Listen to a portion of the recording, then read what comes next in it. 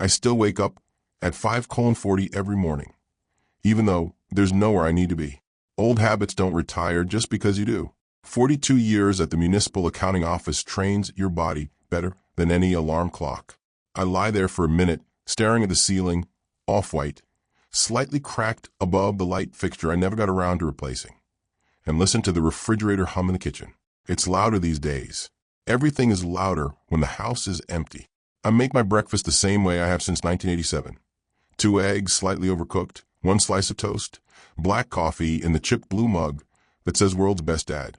My late wife, Margaret, bought it for me in 1999, back when that title still meant something. The toast pops. I don't jump anymore. You stop reacting to small shocks when life delivers the larger ones. By 6:15, I'm sitting at the kitchen table with my ledger notebook open. Not because I have to, because I want to see the numbers in my own handwriting. It's a small rebellion, I suppose, in a world where everything has been digitized, outsourced, and, most importantly, taken out of my hands. March 3rd, 2026. Groceries, $42.17. Electric pending. Transfer, $3,500. That last line sits there like a stain. Every month, now like clockwork. Sometimes more. My son Daniel calls it helping the family stay afloat. He says it with that calm, rehearsed tone he picked up somewhere between his MBA and his 3rd failed startup. It's temporary, Dad, he told me on February 12th at exactly 7:48 p.m. I remember, because I wrote it down. You're not spending that money anyway. It's just sitting there. Just sitting there. I took a sip of coffee that night and said nothing. There's a particular kind of silence that irritates people more than shouting. Daniel hates it. He prefers arguments he can win. The kitchen still smells faintly of burnt toast and lemon cleaner. I cleaned the counters myself yesterday. My daughter-in-law, Lee, says strong chemicals are bad for the baby, though I've yet to see her clean anything stronger than her Instagram feed. They live 15 minutes away in a house I helped them buy. $85,000 for the down payment. Wire transfer. June 14th, 2021. I still have the receipt in a folder labeled family support. Back then, Daniel hugged me in the driveway. Couldn't have done this without you, Dad. No mention of repayment. No timeline. Just gratitude. Warm, convincing, and, as it turns out, temporary. Now the mortgage is tight. The daycare is expensive. And somehow, my retirement fund has become a shared resource. A communal well that only I seem to refill. At 7:02, my phone buzzes. Daniel? Right on schedule. I let it ring twice before answering. No need to seem eager. Morning, Dad, he says, too cheerful for the hour. You up? I've been up for an hour, I reply. Some of us still keep a schedule. A small pause. He never knows how to respond to that. Listen, he continues, clearing his throat. I was reviewing the accounts last night. Of course he was. And we might need to adjust things a bit this month. Just temporarily. There it is. Always temporarily. Like bad weather that somehow never clears. How much is a bit? I ask, turning a page in my notebook, even though I already know I'll be writing it down. Another 5, maybe 6,000, just to cover a gap. A gap. I look at the refrigerator, the worn linoleum floor, the curtain Margaret sewed herself 20 years ago. Everything in this house has lasted longer than my son's sense of proportion. I see, I say, and I do see. That's the problem. What Daniel doesn't understand, what he has never understood, is that numbers tell stories, not just about money, but about people, about patterns. And lately, the pattern has become very clear. He calls it inheritance. I call it something else. And for the first time in a long while, I'm starting to think I've been far too generous with both. If you believe older voices still matter, support this channel with a like and a subscription. By March, the requests stopped sounding like requests. They came dressed as updates. I noticed a shift on March 18th, at exactly 6:32 p.m., while reheating yesterday's soup, chicken broth, carrots, a little oversalted. The microwave beeped 3 times, sharp and impatient, just as Daniel's name lit up my phone again. Dad, quick thing, he said, skipping the pleasantries this time. I moved some fund around today. I stood there, spoon in hand, watching steam curl up from the bowl. Moved, I repeated. Yeah, from your savings. It's all internal, don't worry. Just optimizing liquidity. Optimizing. He used to say borrow. How much? I asked. A pause. Papers rustling on his end. Or maybe that was just for effect. 22,000. It's already in the joint account. I'll send you the breakdown later. I didn't answer right away. I walked to the kitchen table instead, sat down slowly, and opened my notebook. The chair creaked under me. A familiar, honest sound, unlike everything else lately. March 18th, 2026. Unauthorized transfer, $22,000. You're quiet, Daniel said. Not concerned. Just alert. I'm writing down, I replied. Another pause. Longer this time. Dad, you don't have to track every little thing. That's not healthy. Not healthy. 42 years balancing municipal budgets down to the cent. And suddenly I had a condition. I find it helps me understand what's happening, I said calmly. What's happening, he repeated with a short laugh. What's happening is I'm making sure the family stays stable. You want your grandson taken care of, don't you? There it was. The lever. Always the child. I looked over at the framed photo on the sideboard. Daniel at 8 years old, missing his front tooth, holding a plastic fire truck I'd stood in line 2 hours to buy. Back when taking care of him meant scraped knees and school lunches, not wire transfers and vague explanations. I took care of you, I said quietly. And I appreciate that, Dad, I really do, he replied quickly. Too quickly. But things are different now. Costs are higher. You wouldn't understand. I understand numbers, I interrupted. Silence. Cold, clean silence. Then his tone changed. Subtle but unmistakable. The warmth drained out of it, leaving something flatter, sharper. Look, he said. We had that conversation last year. About the accounts. You agreed it made sense for me to help manage things. Help manage. I remember the conversation. September 9th, 2025.4:10 p.m. He brought printed charts, projections, even a pie graph. Blue and green slices showing future risk exposure. Elise sat beside him, nodding at the right moments, her hand resting on her stomach like a prop. You shouldn't be stressing about finances at your age, she'd said softly. Let Daniel take some of that burden. That was the day I added his name to the secondary account. Limited access, I thought. Controlled. I wrote that down too. Temporary assistance. Revocable. My handwriting had been steady. What exactly do you think you're managing, Daniel? I asked now. Our future, he snapped. Or do you want us to drown while you sit on 6 figures you're too scared to use? 6 figures. He said it like an accusation. The truth was closer to $312,000 as of January, down from $417,000 3 years ago. I knew the trajectory. I could draw it with my eyes closed, a slow, steady decline disguised as generosity. I'm not scared of using it, I said. I'm careful about losing it. You're not losing it, he insisted. You're investing in family. I glanced at my notebook again, at the numbers, at the pattern. $3,500, $5,000, $22,000. Not investments, withdrawals. Clean, consistent, and one-directional. Daniel, I said, choosing my words the way I used to choose figures in an audit. When exactly does this stop being temporary? He didn't answer immediately. And in that gap, in that small, telling silence, I finally heard it. Not uncertainty. Expectation. Dad, he said slowly. You have to start thinking long-term. About what happens to that money anyway. There it was. Inheritance. Spoken without the word. I leaned back in my chair, the wood pressing firmly against my spine, and for the first time in months, I felt something settle into place. A number finally balanced. Oh, I said softly. I am. The first thing I did was change nothing. That, in my experience, is the most unsettling move you can make when someone expects resistance. You give them calm, instead, agreement even. It makes them careless. On March 22nd, at 9:10 a.m., I called Daniel. About yesterday, I said, standing by the kitchen window, watching Mrs. Calder from next door struggle with her recycling bin. You're right, we should think long-term. There was a pause, short, surprised. Exactly, he said, relief slipping into his voice like a draft under a door. That's what I've been trying to explain. I'd like to review everything properly, I continued. All accounts, transfers, liabilities. Let's meet. Sure, he said quickly. Too quickly. I can come by this weekend. No, I said. Let's do it properly. Bank. Conference room.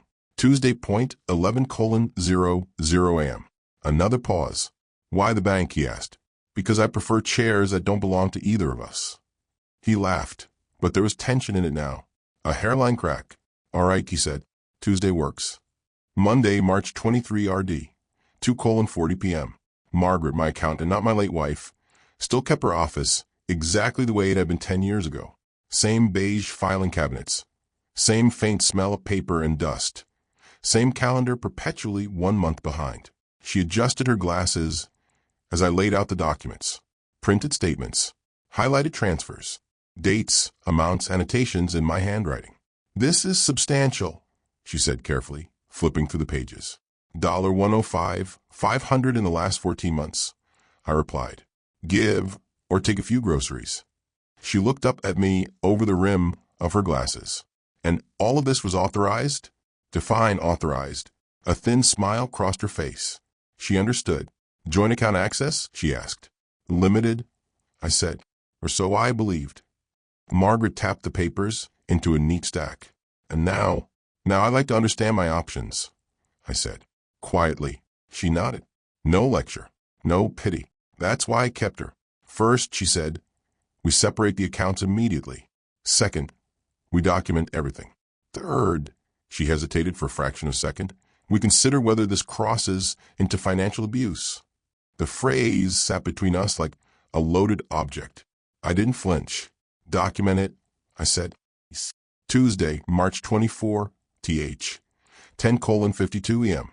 The bank smelled like polished floors and expensive restraint. Soft lighting, low voices. The quiet hum of money being moved in ways most people never see. Daniel arrived at 10:58, Elise at his side.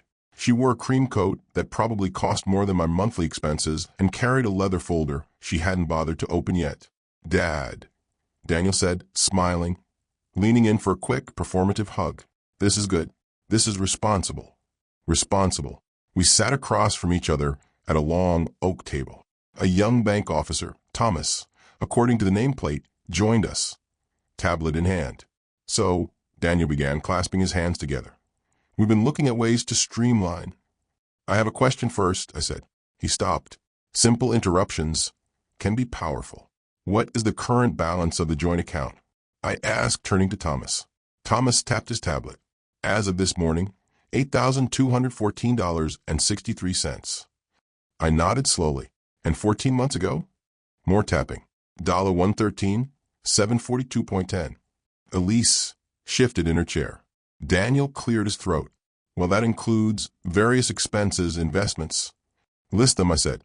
Thomas hesitated, glancing at Daniel. It's fine, Daniel said quickly. Transparency, right?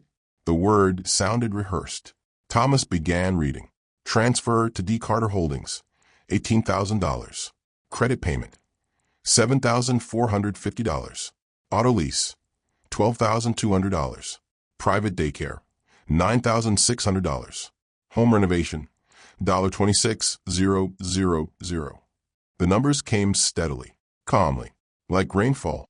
I watched Daniel as he listened, not ashamed, not even uncomfortable, just waiting, waiting for me to nod, to accept, to continue playing the role he'd assigned me. When Thomas finished, the room fell quiet. Thank you, I said. He excused himself, sensing correctly that his presence was no longer required. The door closed softly behind him. Daniel leaned forward. Dad, I know how this looks, but you have to understand. These are investments in stability, in our future. I repeated. Yes, he said firmly. Our family. I folded my hands on the table. Daniel, I said, my voice steady, almost gentle. Do you know what the word inheritance means? He blinked. Of course I do. It means something that is given, I continued, after someone has finished using it. Elise exhaled sharply. That's a bit dramatic, she said. No one's talking about you being finished. We're just trying to plan ahead. Plan ahead? I echoed. I reached into my briefcase and placed a single sheet of paper on the table. Margaret had printed it on thick, unforgiving stock. Daniel glanced at it, then frowned. What's this? A notice, I said. For what? I looked at him, not as my son, not as the boy with the fire truck, but as a man who had mistaken access for ownership. For the end of your access, I said quietly. Silence. Real silence this time. The kind that doesn't wait to be filled. You're joking, Daniel said finally, a short laugh breaking through. I don't joke about numbers, I replied. His face changed then, slowly, like something tightening beneath the surface. You can't just cut me off, he said. I tilted my head slightly. Watch me, I said. Daniel didn't shout immediately. That would have been easier to deal with noise, anger, something predictable. Instead, he leaned back in his chair and smiled. Not warmly, not even convincingly. It was the kind of smile people use when they think they still have leverage. Dad, he said slowly, I think you're overreacting. There it was again, that careful tone, the one that suggested I was the problem to be managed. Elise crossed her legs, the soft rustle of her coat loud in the quiet room. This kind of decision, she added, should really be discussed as a family. I let that sit for a moment. Is that what we've been doing? I asked. Discussing? Daniel's jaw tightened. Just slightly. We've been making decisions, he corrected. Together. Together, I repeated, then tapped the paper between us. Strange word. It seems to have involved a lot of movement in one direction. He exhaled sharply through his nose. Okay, he said, leaning forward now. Let's not do this. Not like this. If this is about control, fine, you want more oversight, we can adjust.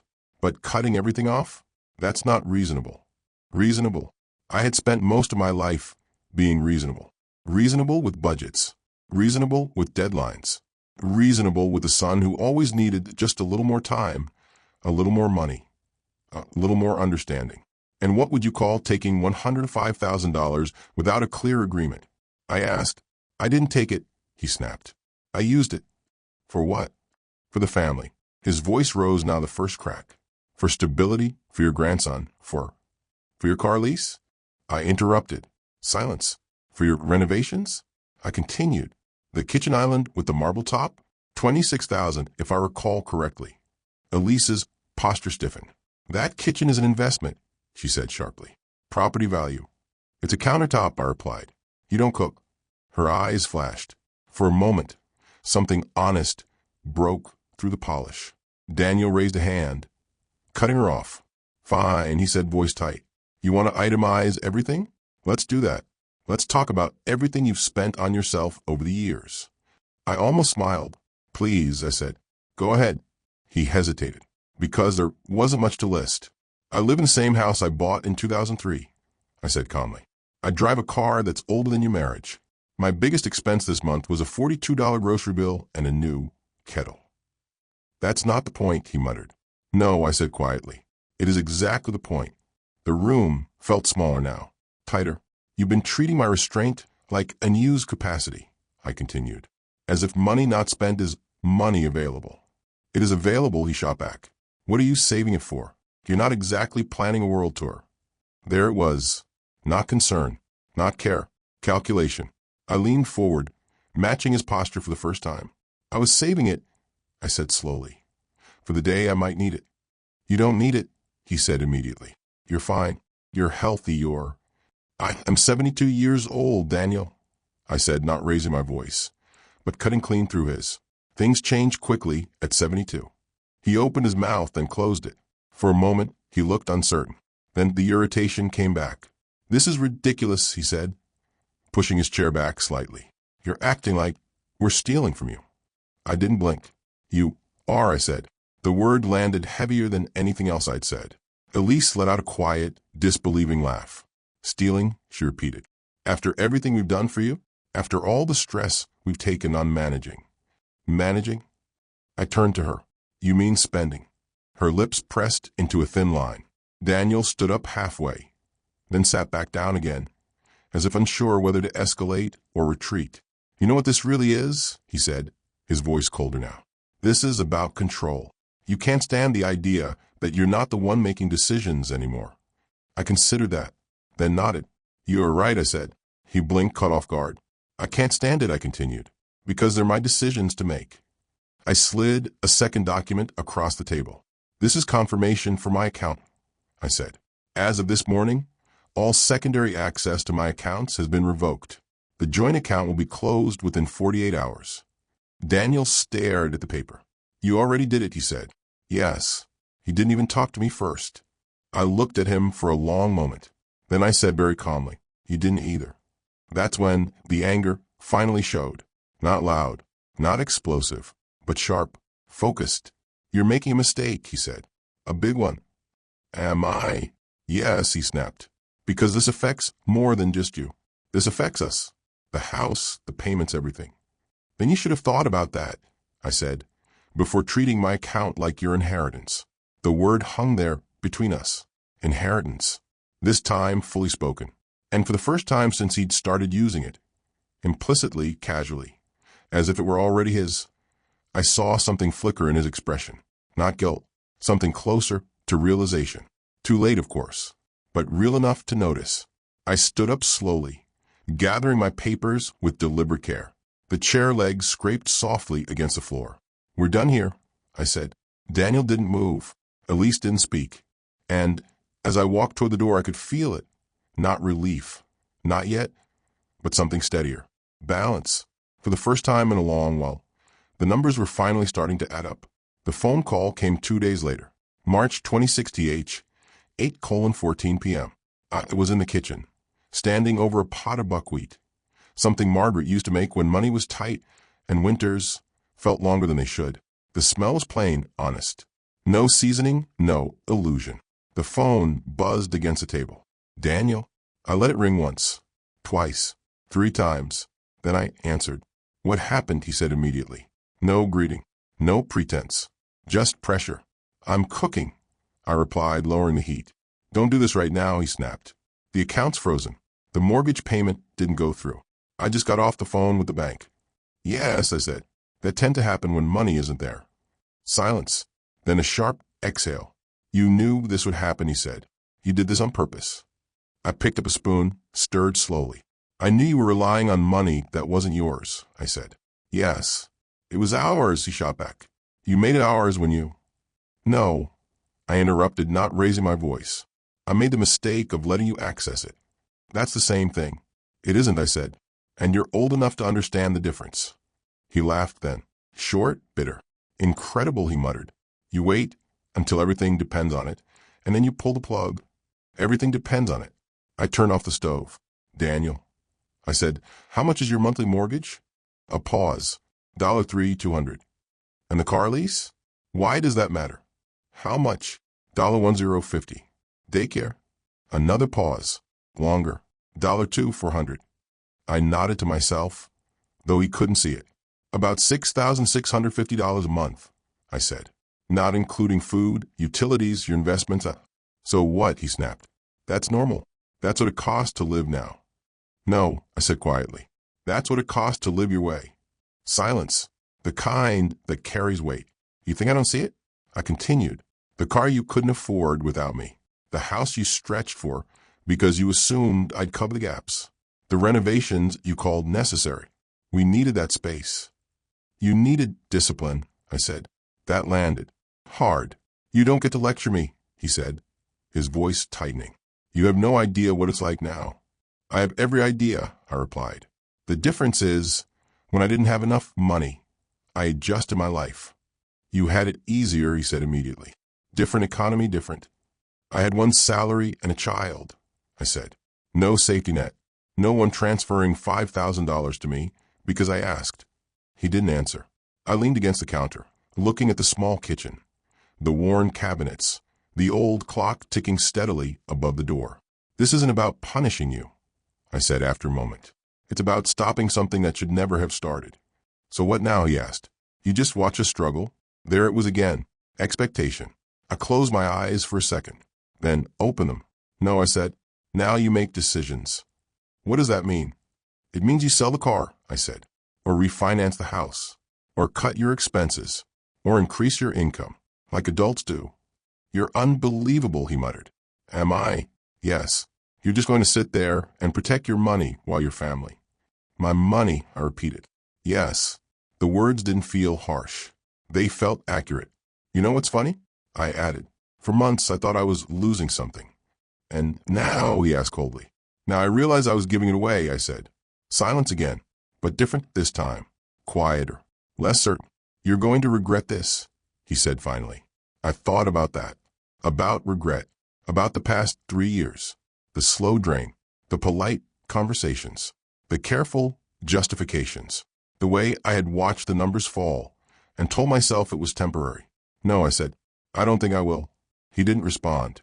For a moment, I thought the line had gone dead. Then, a click. I set the phone down gently. The kitchen was quiet again. Just the faint ticking of the clock, the cooling stove, the soft hum of the refrigerator. I sat at the table and opened my notebook. March 26th, 2026. Account secured, $0 transferred. Balance, stable. I underlined the last word, stable. It looked better in ink than it ever had in conversation. For the first time in a long, well, nothing was moving without my say-so. No silent withdrawals. No temporary adjustments. No invisible hands reaching into what I had spent a lifetime building.